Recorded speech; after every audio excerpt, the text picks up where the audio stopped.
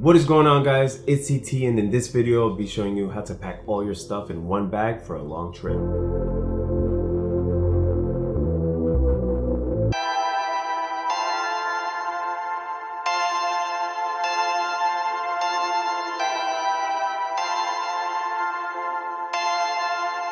Perfect.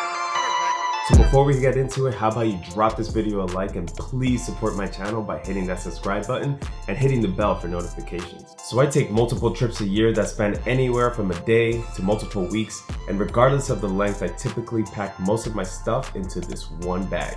The Osprey Porter. I use this bag with a combination of packing cubes. So if you don't have packing cubes, I've linked the ones I'm using down below.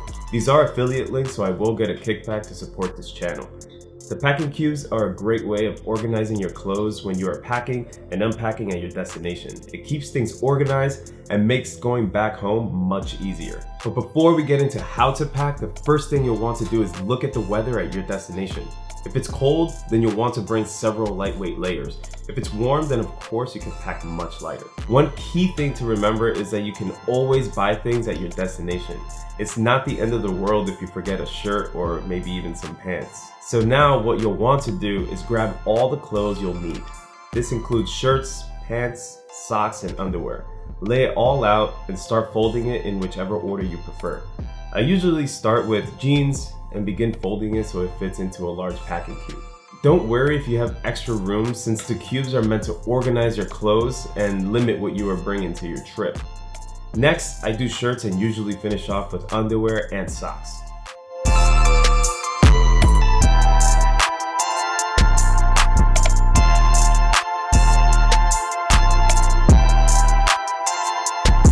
So I know what you're thinking, what about toiletries? Well, I have flown on several flights that have provided toiletry bags like this one. If you don't have one, I highly recommend that you get one, as this will make packing much easier.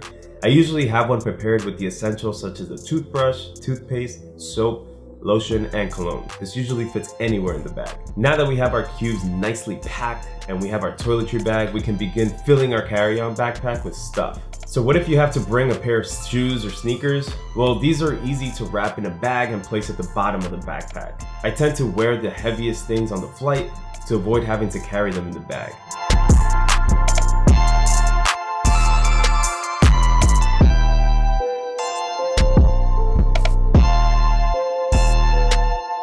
After you are done filling the backpack, you may be wondering where to put your chargers, laptop, or tablet.